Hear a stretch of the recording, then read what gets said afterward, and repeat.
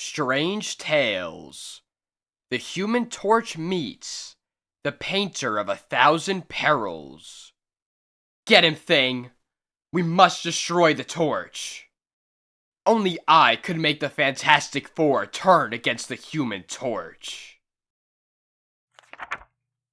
Mix the artistic skill of Leonardo da Vinci, the amazing photographic accuracy of a modern, high-speed camera, and the soul of Satan himself, and you'll realize why.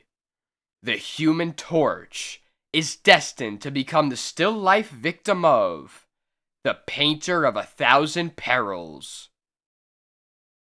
There. Looks like a painting of the torch's finish, doesn't it? But that's the eerie part of it. It's not just a canvas picture. It's the real thing. 3 members of the Fantastic Four will soon destroy the fiery member of their famed quartet. And it is I who's causing this fatal double cross with my magic pigments. Sorry, brat, but this is curtains. You won't leave this asbestos-lined cell alive. No, don't! Reed, Thing, you're my friends. Sue, you're my own sister. You can't be out to defeat me. Plot: Stan Lee. Script: R. Burns. Art: Jack Kirby. Inking: Dick Ayers. Lettering: Terry Senix. Day in, day out. The battle between criminal and law officer in the big city has one customary ending. Okay, you hoods. Into the patrol wagon. We didn't stand a chance of getting away.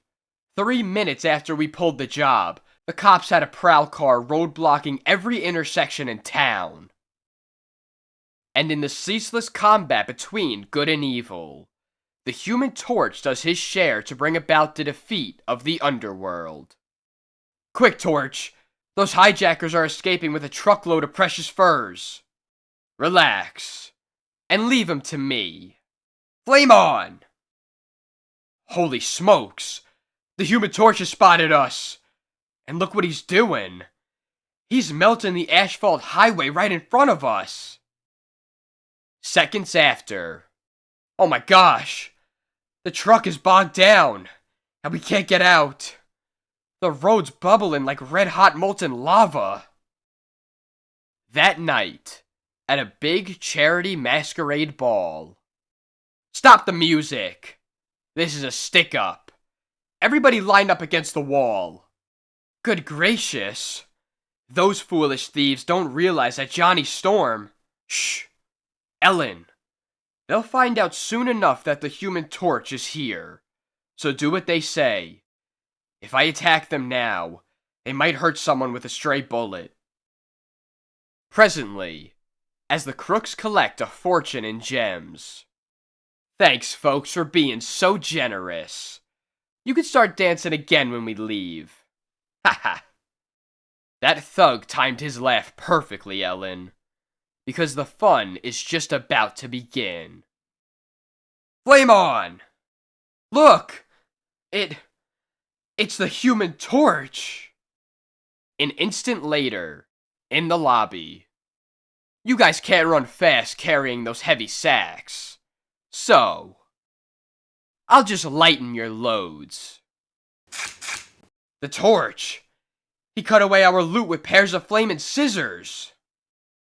Stay away, Torch, or we'll open fire on those innocent bystanders. Look who's talking about fire. All I have to do is puff a few times, and... Smoke rings! They're encircling us like lassos. I can't breathe. I can't see. The smoke's overcoming me. Later, when the police arrive. Thanks again, Torch, for putting the heat on the crooks in this city.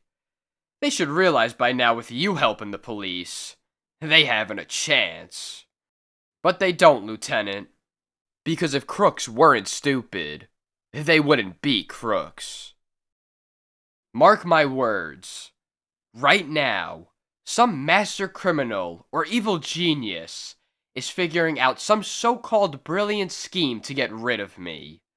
It's happened before. The wizard tried to turn mankind against me. The destroyer also took a whack at doing me in. Pastepot Pete, and even Zimu, despot of the 5th dimension, tried to destroy me. Luckily, they all failed. But I'm not kidding myself. Sooner or later, some other kooky character, bent on gaining power or undeserved wealth, will try to erase me from the picture. And who knows? Maybe next time my luck will run out, and he'll succeed. Prophetic words. For the next day, at the uptown headquarters of Gangster Chief Scar Tobin. Blast the torch. He's making things so tough. We can't even steal a nickel from a blind man's cup without getting caught. Hold it, Scar. Someone's at the door. Stand back while I see who it is. It's Wilhelm Van Vial, the counterfeiter the torch caught, but who busted out of jail last week. You have an excellent memory, punk. And so have I. I cannot forget the torch, or forgive him for capturing me. Nobody's interested in what you forget or forgive, Van Vial. The cops are looking for you, and since you always had a reputation for carelessness, you've probably left a trail they're following to my place now. So take off. Sorry, Scar. I'm not afraid of the police. Or you. You ain't, eh? Nick, Sam, Eddie. Throw the creep out. So you're ordering 3 of your gorillas to eject me. Hey, Scar. You've got a lot to learn about Wilhelm Van Vial, the greatest painter on Earth. Next moment. Look what he painted. And at lightning speed. A 3-headed gorilla with 6 arms. Very observant of you. Now observe what happens next. I'm issuing telepathic orders to the painting to throw you 3 gorillas out. The painting's coming alive. It's heading for us. Exactly. Whatever I paint miraculously becomes real and carries out my telepathic commands. Yo! Oh!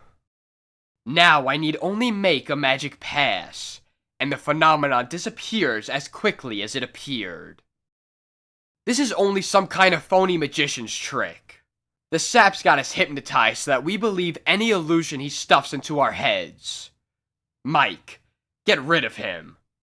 Illusions, eh? You fools need more convincing. So, Mike, I'll paint a really big gun onto your trigger finger, instead of that .38 revolver. Here's a 16-inch naval cannon. It might be a bit inconvenient to hold. Yeah, it weighs tons. Idiot! That hunk of artillery will break through every ceiling and floor till it hits the basement. Then the cops will swarm up here and get us. Don't panic, Scar. As I told you, Wilhelm Van Vial is a genius, and his paints are pure magic. Open the window and collect your hoods. We're leaving here on a magic carpet. And so... Okay, Van Vial. I'm convinced you're not a phony. But how'd you discover those magic paints? I owe it all to the torch. You see, in the beginning, I tried to be a great artist, but everybody laughed at my work. They said I had no talent. So, to make money, I copied famous paintings and tried to sell them as originals. But the police were most unsympathetic. You're too careless to be a good forger, Van Vial. You forgot to give the Mona Lisa a smile, and you colored the blue boy green. So I went to prison for 3 years. When I got out, I turned to counterfeiting, at which I was more of a success. These $1 bills are great, Van Vile. We'll pass 50 grand of them easily, but we could really clean up on $5 bills. Good. I'll get to work on an engraving of Lincoln.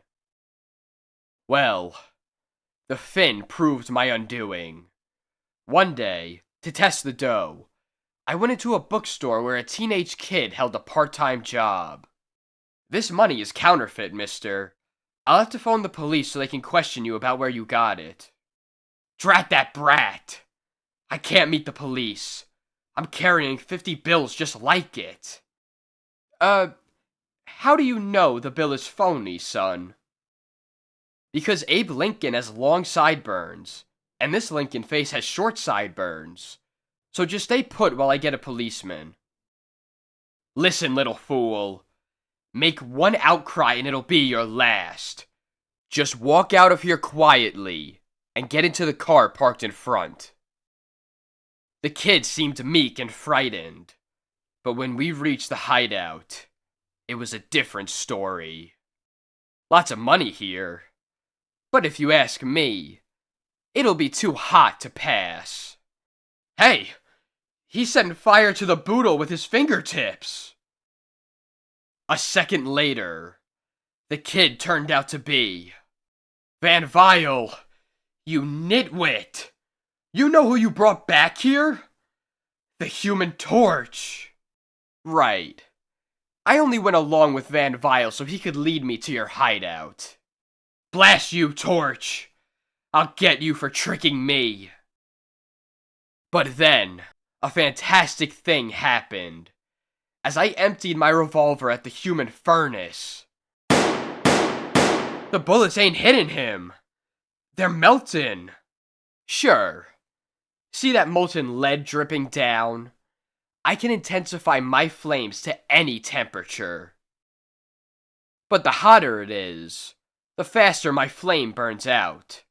So to play safe, I'll just imprison you in a hoop of fire to keep you here till the police arrive. Okay, Van Vile. That explains how the Torch sent you to prison and why you hate him. But how'd you find this magic paint? Well, while I was in prison, I looked for a way to break out. Luckily, I found a weak section of flooring in my cell.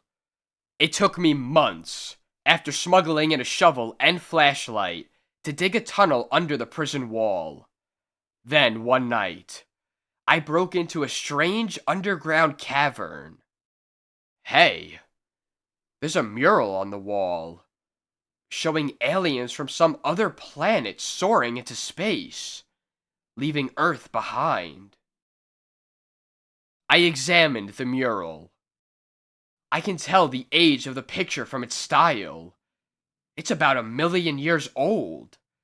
Something in the sealed atmosphere of this cavern preserved the mural to this day. I looked at the brushes, then the paints. They were as fresh as the day they'd been mixed. Then I tried to decipher the hieroglyphic writing on the wall. It's similar to ancient Egyptian picture writing which I've studied. But what I've decoded sounds fantastic. It says the paint has magical properties. Whatever the artist illustrates with the pigments comes to life, and under the complete command of the artist. If that's true, these aliens travel through space by painting their voyages to and fro. But something must have happened to them before they left the cavern. Maybe some prehistoric creature got them. Suddenly, there was a sound like thunder, and I whirled in terror. There had been a cave-in. I was entombed. I'll never dig my way back to the prison, or to freedom now. I'll die of lack of oxygen in a few hours. There's only one way out, if it works. Desperately, I began to paint a picture of myself, moving unharmed to the surface. To my shock, the brushes moved at lightning speed. These paints have other supernatural powers. They make an artist draw with many times his normal speed. To my amazement, I felt myself shoot upwards, feeling no pain, no impediment, though I was moving through sheer rock. It's working. The magic works. I surfaced in the woods, just beyond the penitentiary. That rumbling noise sounds like the cave-in spread to the cavern, destroying it and its mural forever. I just escaped in time to become the most powerful man on Earth. That's why I sought you out, Scar. Your mob will be the first recruits for a huge underworld army I'm going to lead and rule. Before I'm through, crime, not justice, will prevail on Earth. And I'll be the king of crime. As for the Human Torch, I'll make him a test case, and you'll be my eyewitness. I could destroy the torch instantly, but that would be too simple a finish. No. Before he's through, I'll amuse myself by driving him mad with worry and fear. And so, days later, as Johnny Storm shops for hi-fi equipment, calling all police cars and the torch if he's listening. Jewel robbery taking place on the corner of Main and 7th Streets. The torch is listening all right. That jewelry shop is just a block away. But as the torch shrieks to the hold-up site, here comes the torch now. Is he in for a surprise? It's Scar Tobin and his gang. But where did that queer flying contraption resembling the Fantastic Four's Fantasticar come from? Then, amazingly, an even stranger thing happens. Flickering fireflies, gigantic fire hydrants rising out of the pavement, surrounding me. At that same moment, outside town, now, at my telepathic command, the huge hydrants will douse the torch with water, like a gargantuan needle shower. A split instant later, in the city, I'm being hit with torrents of water from all directions. They're dousing my flames. Then, as the bewildered youth flames out, he's falling into the gutter. Ha ha! What a come down for the famous torch. Meanwhile, we escape with 100 grand worth of ice. Lucky I had just enough flame to break my fall. Look! The giant fire hydrants are disappearing. If my bones didn't ache from that fall, I'd swear this was some kind of hallucination. But since others saw what I saw, it must have been real. Later, in the mountains. You did it, Van Vial. Everything happened as you said it would. And look at our profit. Fool. Do we need to steal things when a second's worth of painting gives us a king's ransom? Then, as the annoyed master painter makes a pass in the air. Look! He's given us millions in precious metals and stones. Ah! Your greed disgusts me. All you think of is riches. With one telepathic order, I'll make that treasure vanish. Oh my gosh! It's gone now! Don't worry, numbskull. You'll get even more, if you obey orders. Now be quiet while I think of another way to plague the torch.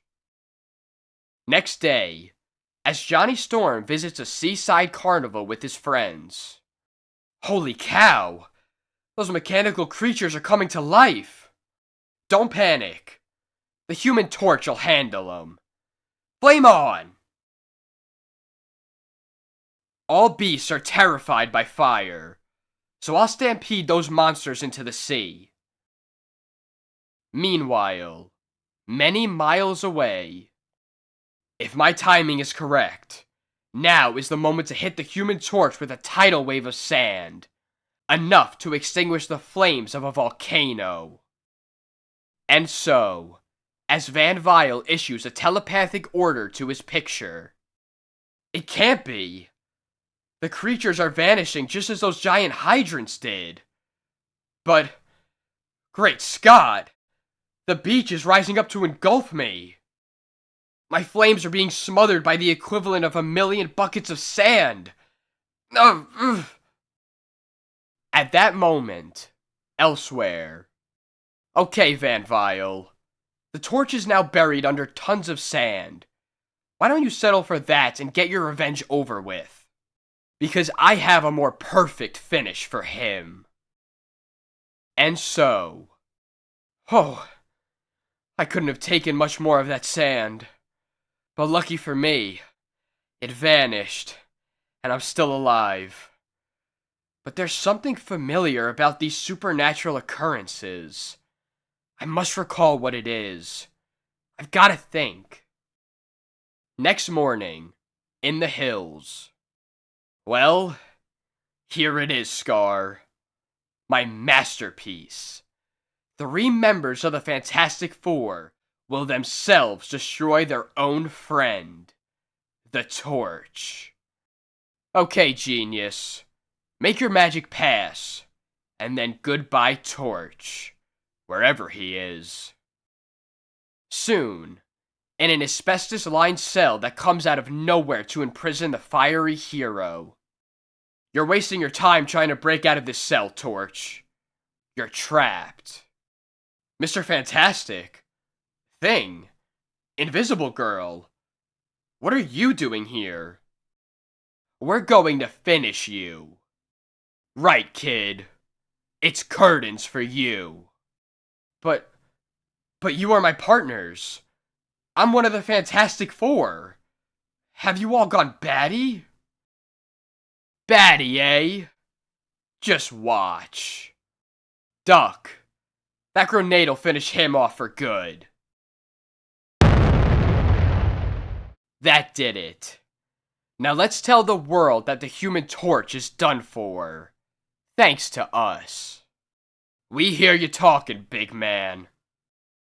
Finally, in the lonely hills outside of town. And so it is, with shock and sorrow, that we must tell the world that the Human Torch has met with an untimely end. Hear that, Van Vile? You got your vengeance just as you planned. Now suppose we eliminate the rest of the Fantastic Four. A terrific plan, boys. But what's Van Vile going to paint with? My paints! My magic paints! They're burning up! It's the Human Torch! He ain't dead like the radio said! It's impossible! I drew a picture of the Torch's finish! He must have perished! No, Van Vile. Only a living picture of me. A picture which I myself painted last night on this easel, after I listened in on your little plot and waited till you all fell asleep.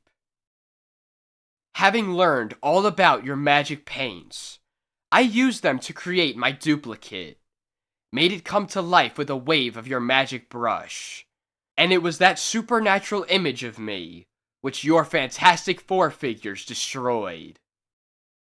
But how did you figure out that the perils which menace you were my doing? Because they all had one thing in common, which finally reminded me of you, Van Vile. Carelessness. Plain old ordinary carelessness. Just as you forged careless copies of famed portraits and carelessly left out Lincoln's long sideburns on a counterfeit fiver. The giant hydrants you painted had no nozzles. Your beach lacked litter baskets. And even the Fantastic Four had no number 4 on their costumes. All a result of your carelessness, Van Vile. So I combed 50 square miles of the area, till I found your hideout, your crooked buddies, and your paints, which, like your evil plans, are now going up in smoke forever. Yes, Van Vile, you will soon sit like this in a state penitentiary cell, a forlorn portrait in misery, who framed himself with a slight assist from a humble artist in crime fighting, who signs himself the Human Torch. The end.